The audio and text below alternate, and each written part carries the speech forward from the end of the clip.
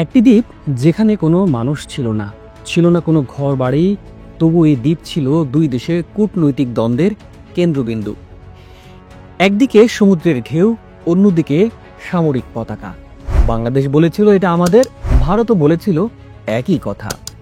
এই দ্বীপটির নাম ছিল দক্ষিণ তালপট্টি, ভারতের মানচিত্রে নিউমুর আইল্যান্ড।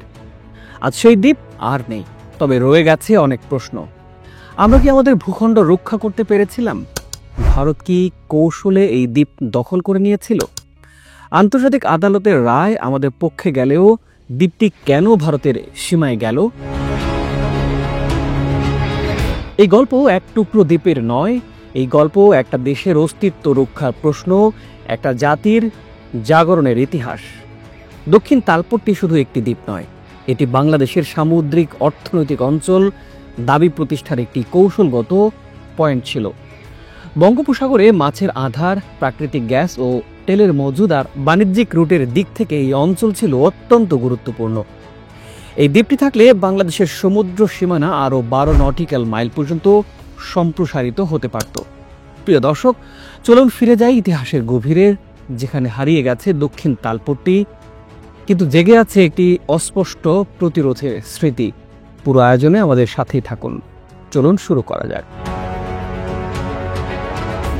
1970 সালে বাংলাদেশে ভোলায় আঘাত হানে প্রলয়ঙ্কারী ঘূর্ণিঝড় সাইক্লোন ভোলা।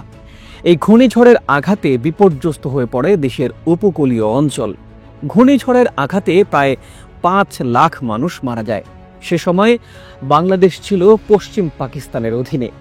এই ঘূর্ণিঝড়ের আঘাতে সৃষ্ট ক্ষয়ক্ষতি ও দুর্যোগ পরবর্তী পরিস্থিতি নিয়ন্ত্রণে পাকিস্তানি শাসক গোষ্ঠীর উদাসীনতা বাঙালির মনে চরম আক্রোশের সৃষ্টি করে।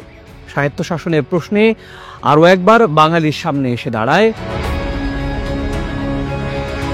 এই 70-এর সাইক্লোনেই বঙ্গোপসাগরে সাতক্ষীরার অদূরবর্তী স্থানে জেগে ওঠে একটি দ্বীপ। খুলনার উপকূল থেকে মাত্র 2 কিলোমিটার দূরে বঙ্গোপসাগরের হারিয়াভাঙা নদীর মোহনায় গঠিত হয় এই দ্বীপটি। মার্কিন যুক্তরাষ্ট্রের স্যাটেলাইট জরিপে দেখা যায় দ্বীপটির আয়তন প্রায় 2500 বর্গ কিলোমিটার ছিল, যা ভাটার সময় প্রায় 10 কিলোমিটার পর্যন্ত বিস্তৃত হতো। বাংলাদেশ একে নাম দেয় দক্ষিণ তালপট্টি, দাবি করে এটি শ্যামনগর উপজেলার অন্তর্ভুক্ত। ভারতও নিজ মানচিত্রে এর দাবি করে বসে, নাম দেয় নিউমুর আইল্যান্ড বা পূর্বাশা। বাংলাদেশের স্বাধীনতা পরবর্তী 1974 সালের চুক্তিতে স্থল সীমা নির্ধারিত হলেও সমুদ্র সীমা নির্ধারিত হয়নি তখন। ফলে এই দ্বীপটি ঘিরে দুই দেশের মধ্যে শুরু হয় টানাপোড়েন।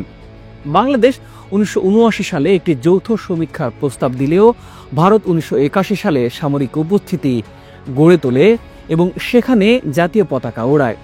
এটি ছিল একতরফাভাবে ভারতের দখলের স্পষ্ট ইঙ্গিত। ওই বছরের 13 মে পাল্টা পদক্ষেপ হিসেবে প্রয়াত রাষ্ট্রপতি শহীদ জিয়াউর রহমান বাংলাদেশ নৌবাহিনী পাঠান সেখানে।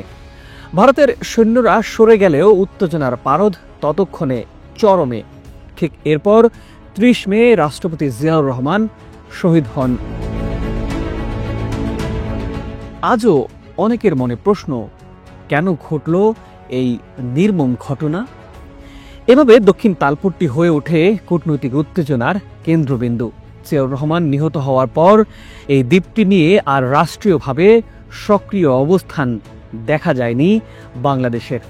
এরপর বাংলাদেশের দীর্ঘ রাজনৈতিক অস্থিরতা আর পালাবদল দক্ষিণ তালপট্টিকে আলোচনায় আসতে দেয়নি। তবে দীর্ঘ অপেক্ষার পর বাংলাদেশ 2009 সালের 6 জানুয়ারি নেদারল্যান্ডসের হেগে অবস্থিত আন্তর্জাতিক আদালতে মামলা দায়ের করে। সীমানা বিরোধ মীমাংসা আদালতে বিরোধপূর্ণ দক্ষিণ তালপট্টি দ্বীপসহ 25,000 বর্গ কিলোমিটার এলাকায় নিজেদের কর্তৃত্ব দাবি করে বাংলাদেশ। দক্ষিণ তালপট্টি দ্বীপের ব্যাপারে ফয়সালা আসার আগেই এখানে হাজির হয় এই গল্পের সবচেয়ে বড় খলনায়কের প্রকৃতি। যে দ্বীপ নিয়ে দুই প্রতিবেশী রাষ্ট্র বিবাদে জড়িয়েছিল, তাদের বিরোধ মীমাংসার দায়িত্ব নিজ কাঁধে তুলে নেয় স্বয়ং প্রকৃতি। যদিও অনেকে মনে করেন মামলায় হেরে যাওয়ার ভয়ে তালপট্টি দ্বীপটি কৌশলে ভারত ভেঙে দিয়েছে।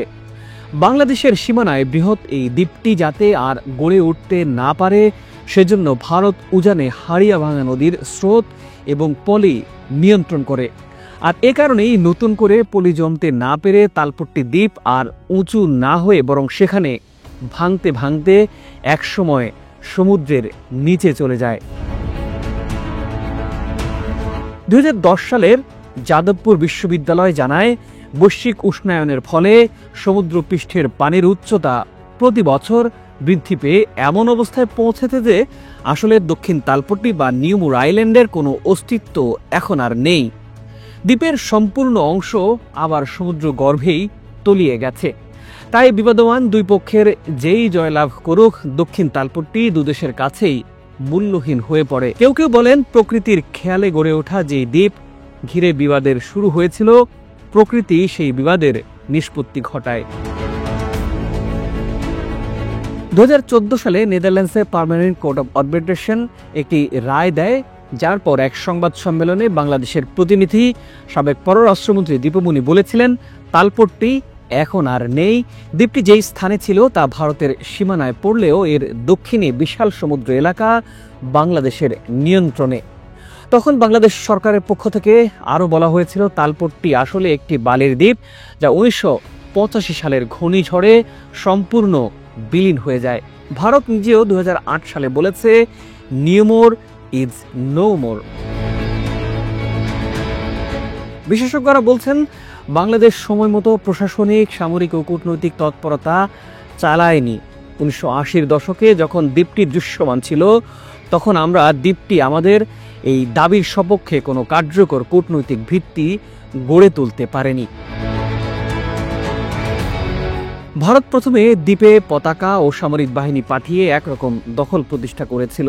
এই পদক্ষেপকে অনেকে বলে থাকেন কৌশলগত আগ্রাসন। তাদের লক্ষ্য ছিল বঙ্গোপসাগরের এক্সক্লুসিভ ইকোনমিক জোন নিয়ন্ত্রণ করা। সেখানে থাকা মাছ, গ্যাস ও তেল ও সমুদ্র সম্পদ ভারতের কাছে যাক, এই ছিল তাদের উদ্দেশ্য। ভারত এরকম দ্বীপ দখলের উদ্দেশ্যে সুন্দরবনের আশপাশের আরও কয়েক জায়গাতেও প্রয়োগ করেছে। যেমন আন্দামান নিকোবর অঞ্চলকে ভারত সামরিক ঘাঁটিতে রূপান্তর করেছে। বৈশ্বিক উষ্ণায়ন নিঃসন্দেহে বর্তমান বিশ্বের সবচেয়ে বড় একটি চ্যালেঞ্জ। প্রতি বছর সমুদ্র পৃষ্ঠের উচ্চতা 3.6 মিলিমিটার করে বৃদ্ধি পাচ্ছে। এভাবে চলতে থাকলে পরিবেশবাদীদের আশঙ্কা 2100 সাল নাগাদ বাংলাদেশের মূল ভূখণ্ডের 17 থেকে 20% সাগরতলে বিলীন হয়ে যাবে। দক্ষিণ তালপট্টির তলিয়ে যাওয়া যেন সেসবই আবার মনে করিয়ে দিয়ে গেল। মানুষের খেয়াল যদি পরিমিত না হয়, তবে প্রকৃতির খেয়াল যে কত ভয়ঙ্কর হয়ে উঠতে পারে, দক্ষিণ তালপট্টির তলিয়ে যাওয়া সেটাই জানিয়ে গেল বোধহয়। দক্ষিণ তালপট্টি কেবল একটি দ্বীপ ছিল না, এটি ছিল আমাদের কূটনৈতিক প্রস্তুতির লিটমাস টেস্ট। আমরা যেখানে হেরে গেছি কৌশল ও কূটনীতির ময়দানে, আজ দক্ষিণ তালপট্টি নেই, কিন্তু এর স্মৃতি রয়ে গেছে।